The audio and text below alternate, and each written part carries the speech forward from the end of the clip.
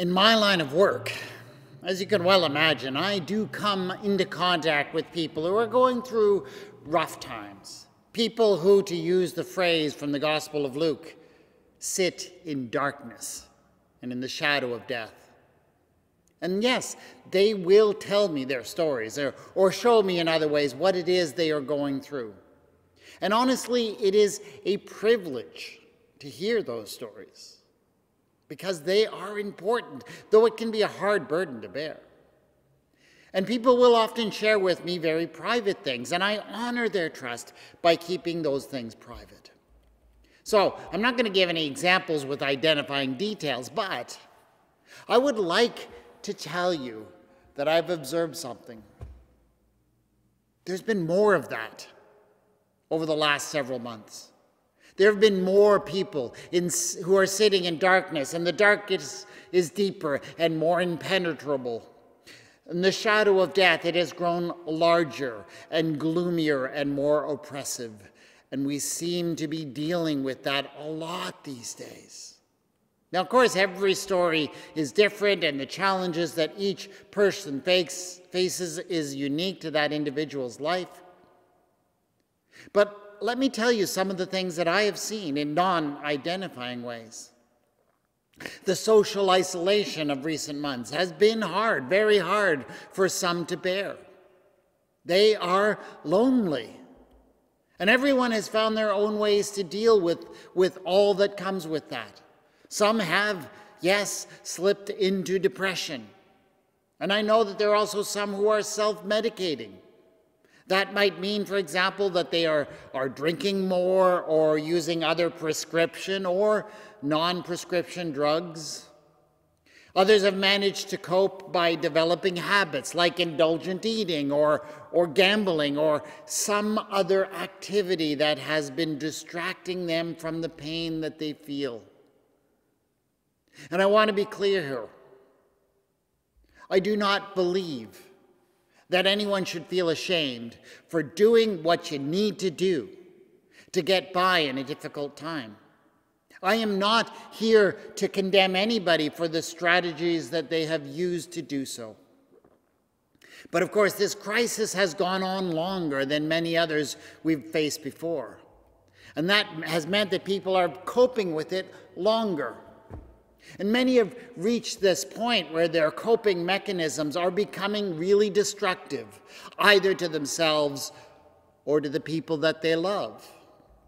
And this is a real problem once people enter a sort of self-replicating cycle, and it gets hard to escape. You feel bad, and so you act in a certain way, and that makes things worse, and so you feel worse, and it gets worse and worse. Another thing that's happening is that people have experienced enormous loss. And yes, people have died. More people have died than we had become used to. Others have lost things that had deep meaning to them, the kinds of things that told them who they were, gave sense to their lives. People have lost jobs and businesses. They've seen the people they love move away or lost them in some other ways. And yes, grief and loss have always been an essential part of life. But there's been something about this season that has been particularly hard for some to bear. The grief and the loss, they're piling up. And they're piling up so quickly that we've not been able to process them. And we've not also been able to grieve them in the ways that we would have liked. And so I suspect that that has meant that many are carrying around something like a backpack filled up with grief that they're not quite sure what they're going to do with. And it's like this great burden that people have been carrying so long that they've almost forgotten that it is there, but it is there, weighing down every step, every movement. These are but some of the ways in which people have been sitting in the darkness. I've known others who struggle with illness, either in themselves or in someone they love. And there have also been enormous economic struggles as families are having a very hard time feeding their children, keeping them in clothing. And I suspect that many of us can scarcely even grasp the enormity of housing problems and how they have priced so many out of shelter. And alongside all of that, and often making it so much worse, we have been dealing with a pandemic of misinformation. And I know that's something we have all encountered. Do you remember a time when conspiracy theories were kind of amusing?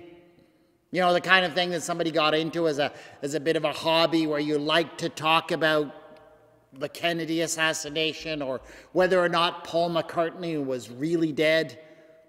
They were kind of harmless and amusing. Oh, but now we find ourselves living in an age where conspiracy theories are dangerous and destructive. And I know that some of you are very angry with the people around you who have become obsessed with anti-vax or anti-mask or wild political theories based on nothing. And I understand that anger because, yes, these ideas have had some very dangerous effects. But at the same time, I got to say that I've been learning to feel compassion for the people caught up in this kind of thinking. They are living with a particular kind of darkness, a darkness where they cannot trust institutions and political leaders and health officials. And often when you talk to them, there are reasons for that mistrust in their own personal history. And so I would count such people caught up in such things among the victims of the darkness of our times. And in many ways, that makes it that much more frightening. But on this day, the second Sunday in Advent, the Sunday of peace, I declare to you that we are being given a challenge tailored to this present moment. This morning we read the song of Zechariah the priest. Ever since the angel first came to him to announce, against all expectations, that he and his wife Elizabeth are going to have a child, he has been struck dumb. He's struck dumb because he asked for a sign that all of this was true, given how impossible it was for them to have a child at such an advanced age. And so the sign has been given, or perhaps it's a punishment, it's not clear, in Zechariah being unable to speak. But now the child has been born and given a name, and Zechariah's tongue is loosed, and he bursts forth in this amazing song. And in this song is a message for our time. For all this time, Zechariah has silently held his word of promise, because it was a promise for him and for Elizabeth, right? A fulfillment of a dream that they have long held close. Their own personal darkness has been their inability to have a child. But during this time of silence, clearly Zechariah has had a chance to think. And he's come to realize that what is good news for him and for his wife must be good news for more. For what good is it if he and Elizabeth are freed from their darkness and others can continue to sit in it? And so Zechariah begins to speak of a promise for all. And that's exactly where we all need to be during this Advent season. You know, the temptation in the church today is to think of the good news only in terms of it being good news for ourselves. Oh, we want to embrace the idea that God has saved me, has given me hope of life beyond death, has restored my personal relationship with God.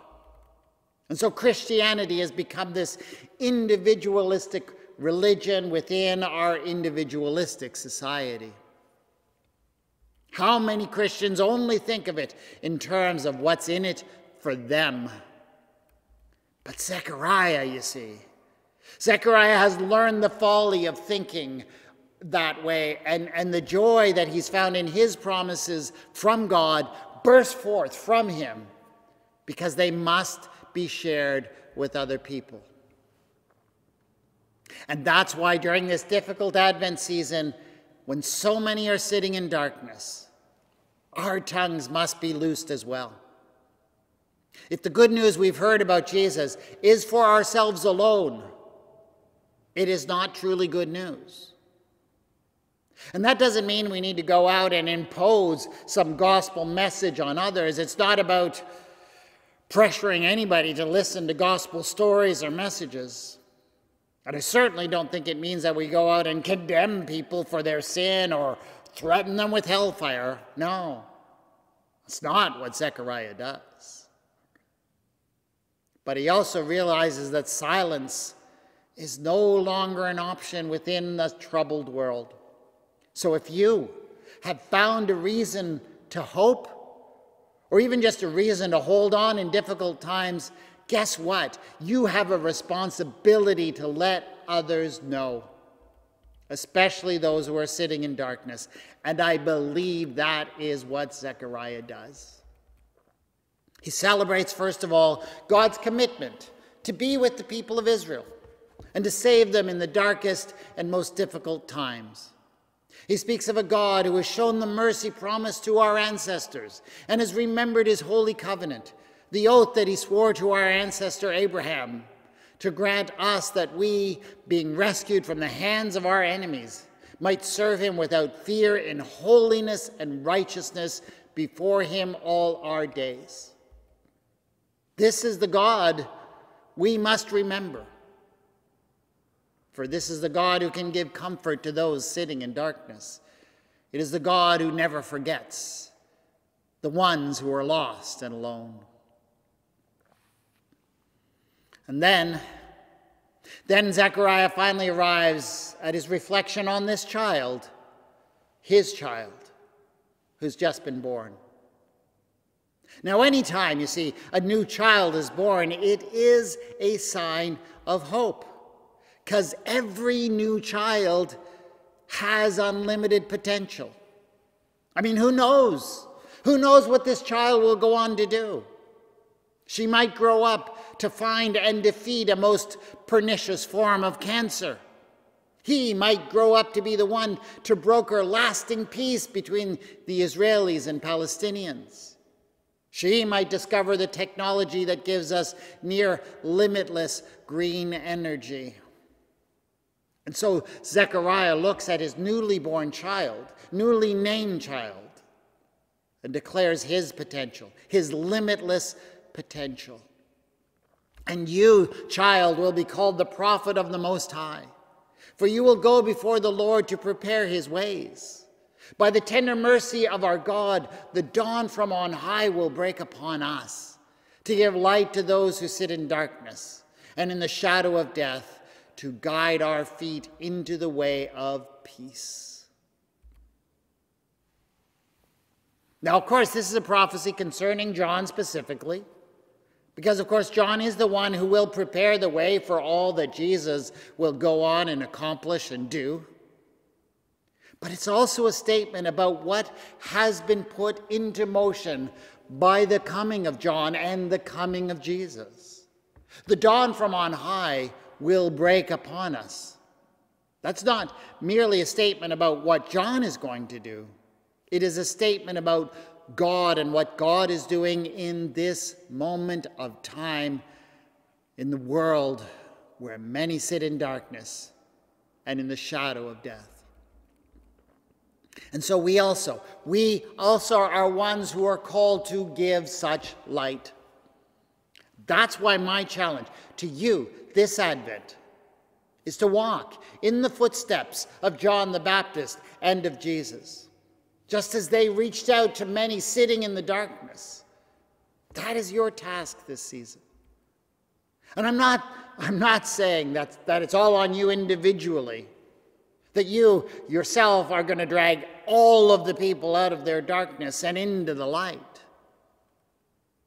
But my challenge to you is to find a way to do it, and to do it for somebody, and to do it this week. Do you know someone, for example, who's struggling with finances? How can you practice generosity for them this week? I think that might just cause a little bit of dawn to break for them.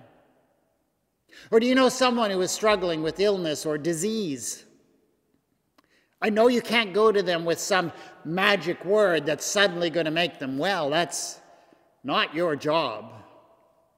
But maybe you could just go and sit with them while they are in their struggles. Because you know what? You would be amazed at the difference it can make just to have somebody with you when you are sitting in darkness. Well, that person can be you this week. Do you know someone who's caught up in destructive life patterns? Well, don't go to them and tell them to straighten up and think that's going to fix them, because usually it doesn't work that way. But maybe you could go and listen to them. Try to understand, try to help them to understand what is causing them to behave in such self-destructive ways. A little bit of understanding and sympathy can go a long way in terms of bringing someone light when they are sitting in the darkness. And I bet you know someone who is caught up in some ridiculous conspiracy theory. And I know, yeah, you figured out by now that it doesn't do any good to argue with them about it, and it actually never does. It usually only makes them more committed to their conspiracy. But do you know what they might need? They might just need someone to help them see what they are really afraid of. They might need someone who's willing to sit with them, talk with them, see them as they are.